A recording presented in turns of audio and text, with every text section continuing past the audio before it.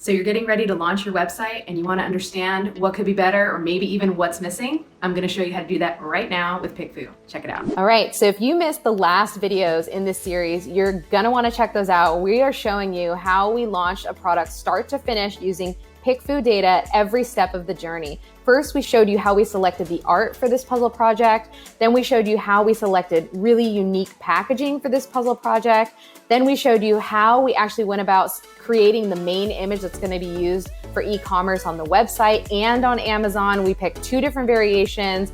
And now we're doing this last final test. It's actually one of my favorite new tests that I haven't really done a lot in the past, but it's going to be something that I'm going to be implementing in the future on websites and on Amazon product pages, because this was just such a unique and quick way to get all of these responses from Amazon shoppers or from e-commerce shoppers and see what needs to be improved on the website. And we've done these in the past with Amazon product pages, but this is one of my first times doing it on a website, and it happens to be for this product launch. We got 4 really interesting patterns in the language here. And so what I did is, in these 50 responses, I pinned the 22 that kept coming up over and over again. And what I noticed is there's really 4 important critical pieces that we're missing on the website. The first one is that we had a spin to win feature set up on the website, and it would pop up right away, like within the first 3 seconds.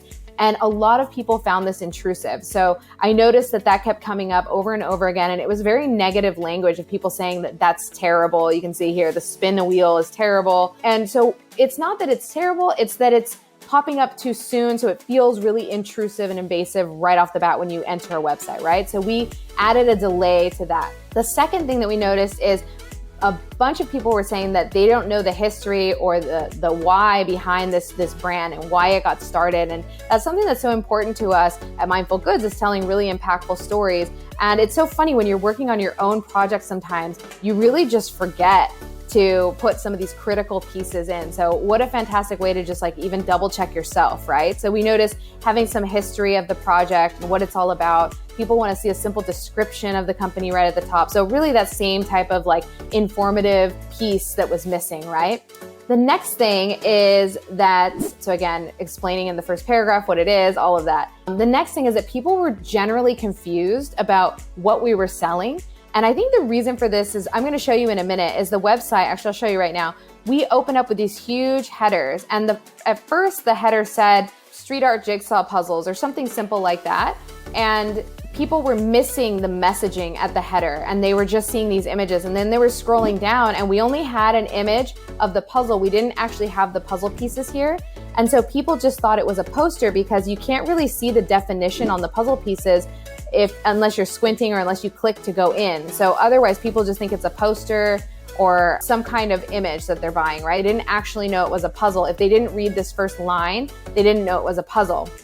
So what we did is we added this close-up of the pieces so that it was really easy to tell that it's a jigsaw puzzle just by looking at it here. And then the final piece that was missing for people was there's no contact us anywhere on the site.